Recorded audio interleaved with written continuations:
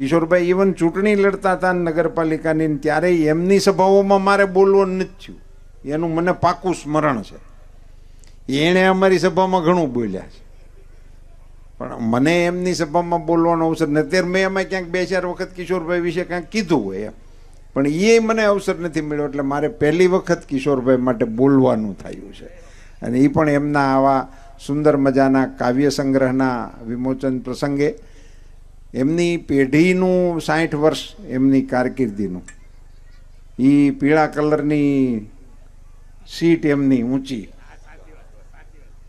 અને એમાં એમનો રૂઆબદાર માભો, અને અમરેલીની એડ્રેસમાં આવે દવે મેડિકલ વાળો ખાંસો. એ તો પોસ્ટલ એડ્રેસ છે,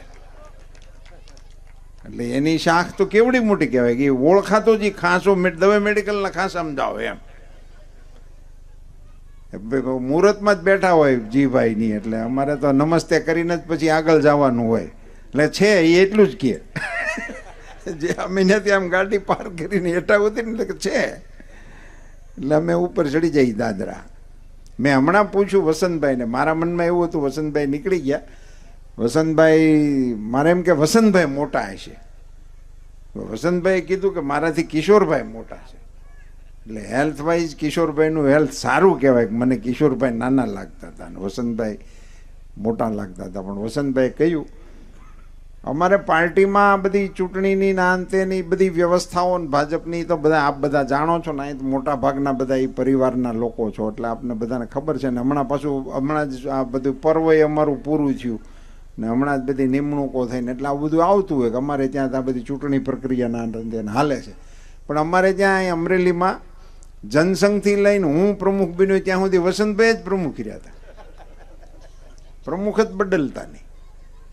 ગમે ત્યારે ચૂંટણી થઈ જાય તો પ્રમુખ કોણ? વસંતભાઈ આસર. અને પછી એને ટીમ ડિક્લેર કરી દે. તે ટીમ ડિક્લેર કરે એટલા ભાજપમાં હોય કે ન હોય એ પણ ડાઉટ એમ. હોદ્દા આપવાના હોય તો માણસો ન હોય, ઘટતા હોય. એવી રીતે પાર્ટીનો પ્રારંભ કરીને એ પાર્ટીની એ વખતની સ્થિતિમાં પાર્ટીના ધ્વજદંડ તરીકે કિશોરભાઈ દવેએ જે કામકાજ કર્યું છે એના અમે સાક્ષી છીએ, એના અમે સાક્ષી. તમને બધાને તો શું ઉદાહરણો આપું. કિશોરભાઈ સફેદ સફારીમાં હોય હીરો જેવા લાગતા, વટ પડતો એમ કિશોરભાઈનો. આમ આપણી ટીમમાં આમ એ વખતે આમ કિશોરભાઈની હારે આમ આપણે બજારે નીકળ્યા હોય ને તો આપણને એમ થાય કે નીકળ્યા છીએ એમ બજારે, આમ એવો વટ હતો કિશોરભાઈ. અને દિલીપભાઈએ ઉલ્લેખ કર્યો અમારા ફંડનો ના તેની, બધું તો બહુ કહેવાય એવું નથી ઘણું, એવી અઘરી સ્થિતિ હતી.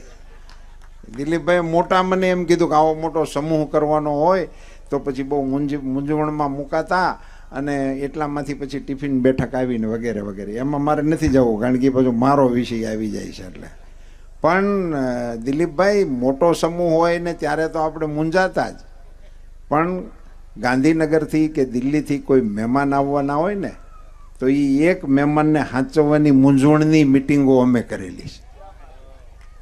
એક મહેમાન આવવાના હોય, મને યાદ છે કેશુભાઈ આવવાના હતા, તમે 3 ઘેરે મિટિંગ કરી હતી, ત્યાર પછી એની વ્યવસ્થા થઈ હતી.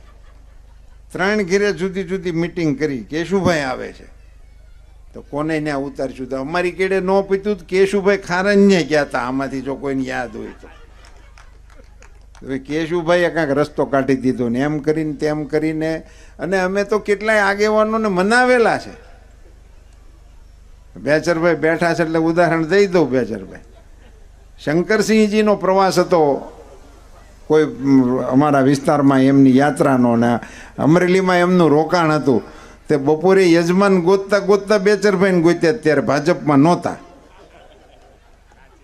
અને એમને ઘેરે શંકરસિંહજીને લઈને અમે જમવા ગયા હતા. એટલે એક મોટા મહેમાન આવે તો ક્યાં જમાડવા, કારણ કે દિલીપભાઈનું ઘર, દિનેશભાઈ પોપટનું ઘર, વસંતભાઈનું ઘર, આવા 4-5 ઘર જ હતા. અને મહેમાનોનો ત્યારે મારો અત્યાર કરતાં વધારે હતો મારા મતે. એ વખતે રાજ્યના ને રાષ્ટ્રના આગેવાનોના પ્રવાસો ખૂબ થતા હતા. એને કારણે એમને ત્યાં આગતા સ્વાગતા કરાવવા માટે લઈ જવાની ભારે અગવડતા. ના મેં જે નામ ગણાવ્યા એમાંથી હારામાં હારી સગવડતા વાળું ઘર ઈ કિશોરભાઈનું. કે દિલીપભાઈ ન્યાય અમારે હાકડ પાર વિનાની ઊભું રહેવાય નહીં. બહુ હકડાશ વાળી બધી વ્યવસ્થાઓ હતી. એક જ ઓફિસ હતી, એમાં એ બધું જે ગણો તે ગેસ્ટ રૂમ, જે રૂમ ગણો તે બધું એની અંદર આવી જતું. દિનેશભાઈ ન્યાય એવું હતું, નકટી નાળા સામેનું ઘર હતું, ત્યાં ભારે કપાણ. એટલે કોઈ પણ મહેમાનને લઈ જવા હોય તો મુશ્કેલી. એટલે એ વસંતભાઈને ત્યાંય એ બધી નાની મોટી અગવડતાઓ હતી. એવે વખતે મેં જે સફારીનો ઉલ્લેખ કર્યો એ એટલા માટે કર્યો હતો કે કિશોરભાઈ અમારી ક્યાંક એવી બેઠકમાં અમે બેઠા હોય અહીંયા આવે અને સફારીના ઉપલા ખિસ્સામાંથી હોની નોટ પાર્ટીને કાઢીને આપે. ઓહો, હું એ વખતે વટ પડતો અમારો. 100 રૂપિયા કિશોરભાઈ દવેએ એપાઈ કડકડતી નોટ આપતા. આનો ઉલ્લેખ મેં એ 100 રૂપિયા માટે નથી કર્યો, કિશોરભાઈ દવે માટે નથી કર્યો. આ મેં તમને માપદંડ સમજાવ્યો કે એ વખતે પાર્ટીમાં આવકના સોર્સની આટલી ક્ષમતા હતી. આ મોટામાં મોટું હલતું. અમે અહીંયા દાખલ થતા હતા, કમલેશ સ્વાગતમાં સામે ઊભો હતો, બાબાપુર વાળો. એટલે મેં મારી સાથે મિત્રો હતા એને ઓળખાણ કરાવી કે આ કમલેશ અમારો પ્રથમ કાર્યાલય મંત્રી છે, ભાજપનો પ્રથમ કાર્યાલય મંત્રી. અમરેલીમાં ભાજપનું કાર્યાલય આપણે નવસર્જનની ઉપર પહેલું વહેલું ઉપલે માળે લીધેલું. ત્યાં એ કમલેશ આવતો અને હું પ્રમુખ અને કમલેશ કાર્યાલય મંત્રી. બેયને હેઠું બેહવાનું હતું, સામે ઢાળિયા હતા અને નીચે કોંગ્રેસનું કાર્યાલય. ખોડીદાસભાઈ ઠક્કર નીચે એમનું કાર્યાલય નવસર્જન પ્રેસ ચલાવતા, ઉપર ભાજપનું કાર્યાલય. અમે સવારે 2 જણા આવીએ, હું ઈશ્વરિયાથી આવું, કમલેશ બાબાપુરથી આવે, અને પછી અમે 2 જણા હૈયારું પાણી ભરવાની યોજના જાહેર કરતા.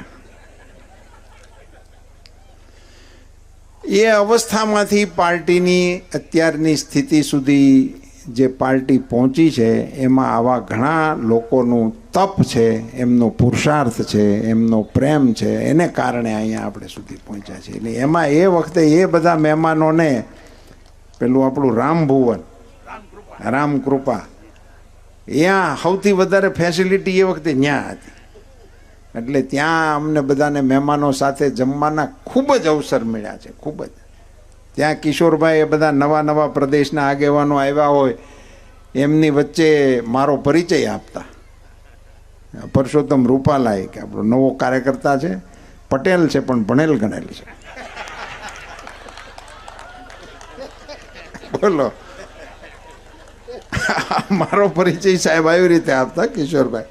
એટલે મારી ભણેલ ગણેલની છાપ હજી મારા ઉપરથી નથી જાતી. એને કારણે હું માનું છું કે હું ભણેલ ગણેલ છું. હું ડિગ્રી લઈને આવ્યો તો એને કારણે ભણેલ ગણેલ નહોતો, પણ કિશોરભાઈ કહેતા હતા કે ભણેલ ગણેલ છે. એટલે આપણે ચાલુ રાખ્યું ત્યારથી. હું માનું જ છું હું ભણેલ ગણેલ છું. પછી ત્યારથી હું ક્યારેય અભણની કેડરમાં બેઠો નહીં. કિશોરભાઈનું વ્યક્તિત્વ એવું હતું સાહેબ. અને એ વખતની રાજકીય જે સિનારીઓ હતા, અહીંયા અમારી મોટાભાગની જિલ્લાની ટીમનું નેતૃત્વ કરનારાઓ હાજર છે. અને નાગનાથ બાપાની દયા છે કે ગુજરાતમાં ક્યાંય હશે કે નહીં હશે, પણ અમરેલી જિલ્લા ભાજપના તમામ પ્રમુખો જીવે છે. તમામ પ્રમુખો હયાત છે. એટલે બધાને ખ્યાલ છે કે પાર્ટીની યાત્રા ક્યાંથી કેવી રીતે ચાલી, ક્યાં પહોંચી. પણ એ વખતે જે રાજકીય રીતે વ્યવસ્થાઓ અને જે સીનો હતા એ કેટલાક મને યાદ આવે છે. હાલતા ને ચાલતા આપણે વિરોધમાં રેલી કાઢવાની આવે, એટલે અમે ટાવર રોડ, એ અમારી રેલીનું મુખ્ય પ્રદર્શનનું એકમાત્ર સ્થળ. રાજકમલ ચોકથી ઉપડીએ, જેલ કે તાલે તોડ દો, એવું કરતાં કરતાં ઉપડીએ. પણ કિશોરભાઈ દવે હાલતા હોય અને અમે 7-8 જણા જોઈએ ને સાહેબ, તો હોપડો બજારમાં પડી જતો હતો. 5000 ભેગા થઈને નીકળીને જે હોપડો નથી પડતો ને એ 5-7 જણામાં પડી જતો હતો. કેટલાક વિસ્તારો એવા હતા કે ત્યાં પ્રચાર કરવા જવામાં એ વખતે ડર લાગતો. જેલ રોડે એ બધા વિસ્તારોમાં ક્યાંક સભા કરવાની હોય, આવું તેવું હોય, રૂપમ ટોકીઝના ઢાળમાં ક્યાંક જવાનું હોય, એ આ વખતના સિનેરી તમને ખાલી યાદ કરું છું. તો એ અમારી મિટિંગમાં એવું હાલતું હોય કોણને મોકલશું, કોણ જશે ને એમ. પણ એમાં જો કિશોરભાઈ ત્યાં હાજર હોય તો એમણે અવશ્ય કીધું કે હું ત્યાં જઈશ. અને એ ત્યાં જઈને પણ પછી ત્યાં જે રીતે કિશોરભાઈ એ વખતે ભાષણો કરતા, મેં એમને રામ જન્મભૂમિના આક્રોશવાળા ભાષણો એમને સાંભળતા જોયેલા. એ બધા વિષયો ત્યારે ખૂબ પેલામાં હતા અને એકદમ લાગણી સાથે. અને અમારી પાર્ટીની આંતરિક વ્યવસ્થાનો ઉલ્લેખ દિલીપભાઈ કર્યો એટલે બહુ નથી કરવો. ઈન દિલીપભાઈ બે એવું બાંધે કે ગાડીમાંથી ઉતરી જાય. અમારો ખાંભા રાજુલા એવો વિસ્તારનો ક્યાંકનો પ્રવાસ હોય, એમ બધા હારે જ ગયા હોય અને ગાડીથી એક જ હતી માતાજીની દયાથી દિલીપભાઈ પાસે. અમારી પાસે તો કોઈની પાસે કાંઈ વ્યવસ્થા હતી નહીં. હું વળી મોટરસાઇકલ લઈને આવ્યો હોઉં તો આવ્યો હોઉં, એ ક્યાંક પીડ્યું હોય ને પછી અમે દિલીપભાઈની ગાડીમાં પ્રવાસે ગયા હોય ને એની વચ્ચે એમને જે મતભેદો થાય એટલે તમારે આ તો યુક્રેન ને રશિયા કાંઈ ન કહેવાય એમ, એવા મતભેદો થાય. અને આવું તમે સાંભળ્યું નહીં હોય ને જોયું નહીં હોય, બે લિટરલી ત્યાંથી ગાડીમાં છૂટે, તું ગાડી લઈને જવા દે, ઉપર હું એ આવીશ, તું જવા દે. અને આમાંય એટલી સહનશીલતા કે ગાડી જવા દે. બોલો, આવી ઘટનાના અમે પ્રત્યક્ષ સાક્ષી છીએ. એટલે એટલું બધું બગડી ગયું એટલે તો ક્યાંક ધારી કે ન્યાય ક્યાંક ઉતરી ગયા હોય. અમે ખાંભા બાજુથી આવતા હોય, કોડીનાર બાજુથી આવતા હોય ને અહીંયા બાજીને ધારીની ઓલી કોઈ ક્યાંક ઉતરી ગયા હોય. હવે એ કેવો ઝઘડો થયો હોય એ તમે વિચાર કરો કે ગાડીમાંથી ઉતરી ગયા હોય કિશોરભાઈ, પછી ગાડીમાં આવે નહીં અને અમે ગાડી લઈને વિયેવા હોય ને પછી બધાને એમ થાય ને કે હવે તો આ બધું સવારે વિખણ સૂતન ને કાંઈક પ્રયાસ આવશે ને તે જ આવશે ને. હું ઈશ્વરિયાથી ફરીથી બીજે દિવસે સવારે અમરેલી આવ્યો હોય તો કાં કિશોરભાઈ દિલીપભાઈની ઘેરે હોય ને કાં દિલીપભાઈ કિશોરભાઈની ઘેરે હોય.